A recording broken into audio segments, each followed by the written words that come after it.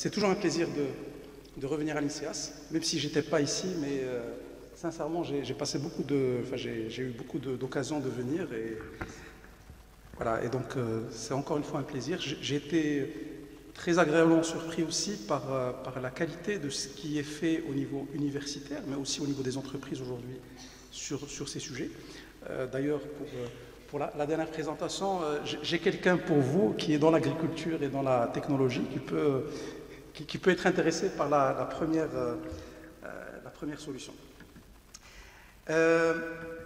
Alors, donc, je vais commencer, je pense que vous avez certainement eu l'occasion de le faire ce matin par une petite définition, ma définition personnelle de l'intelligence artificielle.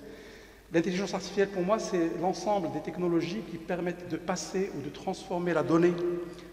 Alors, j'ai zappé un truc qui est l'information en connaissance, la connaissance en savoir, et le savoir potentiellement aussi en action et en décision. L'idée, c'est que la première couche, donc information ou données vers information, ça c'est plus de l'ordre du big data, et tout le reste, c'est tout ce que fait l'intelligence artificielle pour transformer une connaissance, une information à des choses qui sont un peu plus utilisables et qui permettent de prendre des décisions ou d'agir sur un certain nombre de choses. Alors, je ne vais pas m'attarder sur la présence de l'entreprise, je vais juste parler d'un certain nombre de projets qu'on a initiés pour, par la suite, converger vers l'objectif de la présentation, qui est une proposition. Alors, de toute façon, encore une fois, c'est dans cette logique de partage, je pense que c'est aussi l'objet de cette rencontre, cette logique de partage entre le monde de l'entreprise et le monde universitaire. Alors, on a initié quelques projets depuis quelques années. Donc, le premier projet sur lequel on a commencé il y a à peu près 5 ans, c'est un projet de système de reconnaissance vocale et de synthèse vocale en arabe dialectal. Donc, aujourd'hui, ce projet, il est, on va dire, on a déjà aujourd'hui un outil, un produit. Aujourd'hui, il y a une banque de la place qui est en train de l'implémenter. Ça permet, donc ça peut être d'ailleurs complémentaire par rapport à un certain nombre de solutions, ça permet de dialoguer en dialectal avec un système, avec un service. L'idée initiale, c'était qu'un certain nombre d'administrations publiques aujourd'hui offrent des services, mais sauf que les gens qui sont censés utiliser ce service sont à 30% analphabètes. Donc si on veut vraiment répondre à leurs besoins, recueillir leurs requêtes, il faut absolument parler aussi d'une manière ou d'une autre, de manière facile avec eux et dialoguer de manière assez facile avec eux. Donc, comme j'ai dit, ce projet aujourd'hui, il est pratiquement terminé. Maintenant, il y a une deuxième phase, je vais en parler tout à l'heure.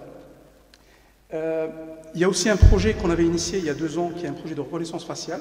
Donc, c'est un projet dont l'objectif est de permettre de reconnaître des visages. On l'a testé sur les 2 jumeaux, ça n'a pas marché, malheureusement. Mais en tout cas, l'idée, c'était d'abord de reconnaître un certain nombre de points du visage, de les appliquer sur des avatars.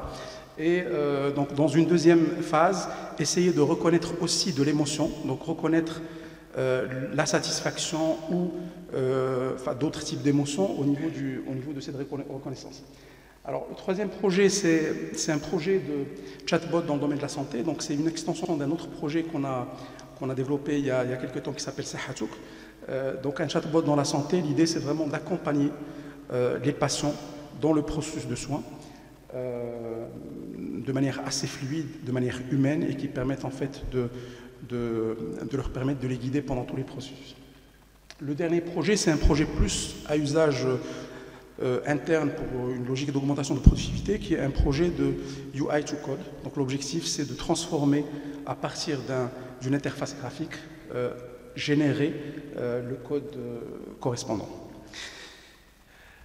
Alors, voilà, c'est quelques détails sur les projets. Donc la reconnaissance vocale, donc on a travaillé avec des outils un certain nombre d'outils open source, dans Sphinx, dans HTK, etc. Et on a travaillé sur des algorithmes donc du deep learning, sur des chaînes du HMM et du GMM. Donc, comme j'ai dit, aujourd'hui, on arrive à avoir une solution qui est opérationnelle, qui permet de faire de la commande et de la saisie vocale.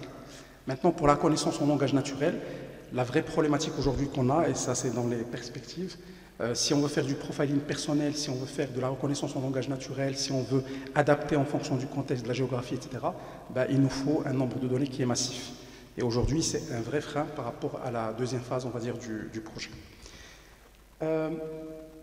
Le deuxième projet, donc reconnaissance faciale, donc comme j'ai dit, on a fait déjà un pilote, un prototype qui marche très bien, avec des avatars, avec la possibilité de choisir des avatars, qui appliquent en fait les expressions faciales sur ces avatars. Ça utilise justement du TensorFlow, du OpenCV, etc. Aujourd'hui, la deuxième phase, et là encore, gros problème, le besoin en données massives est fondamental. Si on veut passer à la phase de reconnaissance d'émotion, il nous faut de la donnée, et il nous faut de la donnée étiquetée. Aujourd'hui, cette donnée n'est pas disponible, je veux dire, à notre niveau, et je ne pense pas que ce soit disponible aussi au niveau de la recherche.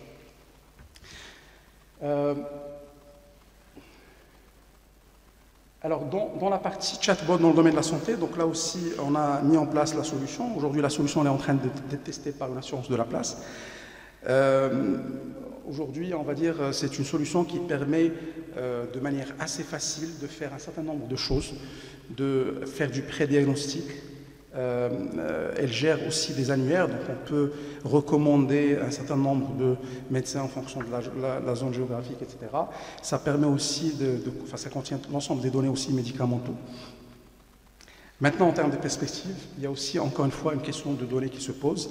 Si on veut faire évoluer le système pour faire du vrai diagnostic, pour, on va dire, prendre en considération l'état épidémiologique, il nous faut des données et il nous faut en fait passer à une deuxième phase, qui est une phase où, encore une fois, il faut qu'un certain nombre d'organismes, aussi bien publics que privés, puissent partager les données et puissent construire autour de ça un certain nombre de modèles qui, in fine, vont servir à améliorer l'expérience utilisateur.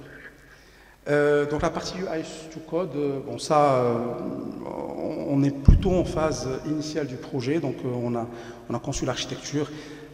Aujourd'hui, en fait, on arrive à générer du code à partir d'interfaces. Aujourd'hui, avec des niveaux pas très complexes, donc avec un niveau de complexité qui ne dépasse pas 3 composantes par page. Et l'idée, c'est vraiment d'aller encore une fois plus loin. Et donc, encore une fois, problématique de données.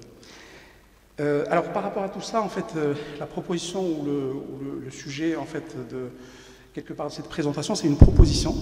Et l'idée, c'est en fait de construire un socle de common data et de common technology qui permettrait à un certain nombre d'acteurs universitaires, publics et privés de collaborer sur des projets d'intelligence artificielle. Alors, quand on dit socle, il y a un certain nombre d'éléments. Donc, il y a la possibilité donc, de partager de la donnée. Deuxièmement, il y a la possibilité ou l'outil ou la solution qui permettrait d'étiqueter cette donnée, l'outil d'anonymisation aussi de la donnée.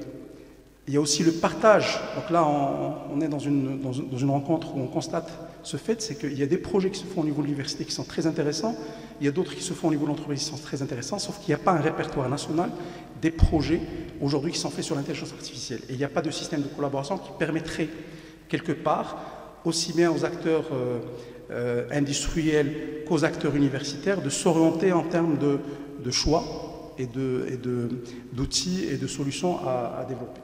Donc là aussi, ça fait partie on va dire des principes ou des éléments qui sont proposés dans ce socle. Bon, il y a aussi des choses annexes qui peuvent aussi être proposées, genre des générateurs de chatbots, ça c'est des choses open source existantes, donc on peut aussi avoir des solutions locales pour la génération de chatbots ou de solutions interactives basées sur l'intelligence artificielle.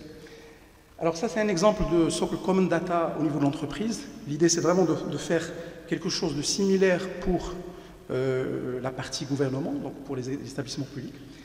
Et bien sûr, au-dessus de ça, c'est de construire toutes les briques dont on vient de parler.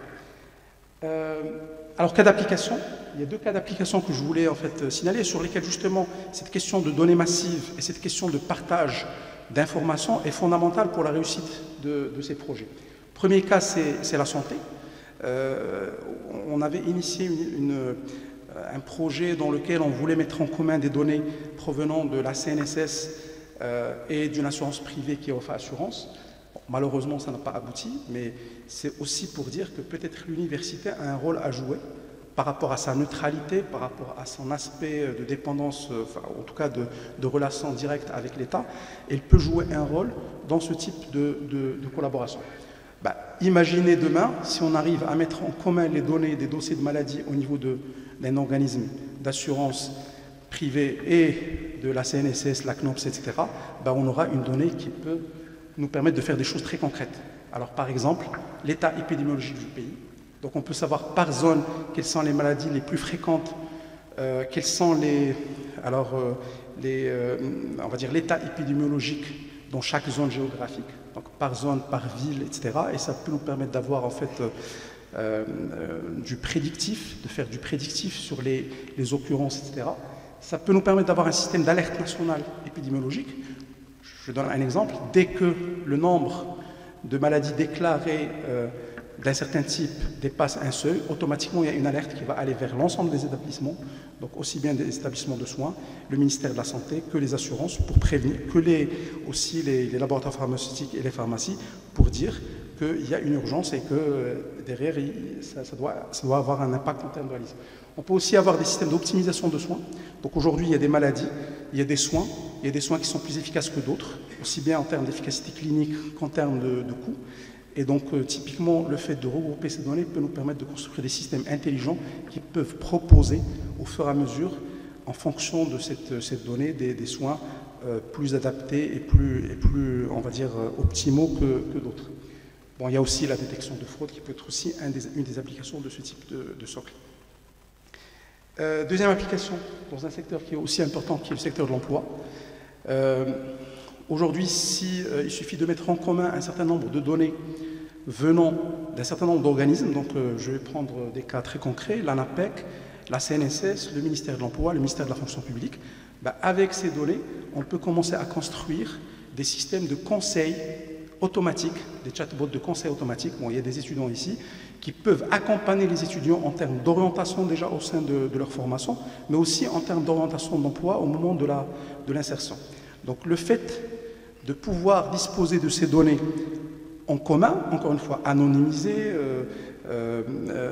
uniformisées, permettrait d'avoir des systèmes suffisamment intelligents pour aider, accompagner, conseiller les étudiants, ou même avant, sur leur choix de carrière, sur leur insertion professionnelle, etc. Donc voilà deux types d'applications potentielles d'un socle de ce type. Donc encore une fois, ça reste une proposition. Je profite de l'occasion de ce colloque pour les mettre sur la table et j'espère qu'on pourra, donc ensemble, entre acteurs privés, universités, acteurs étatiques, construire des choses, des initiatives en commun.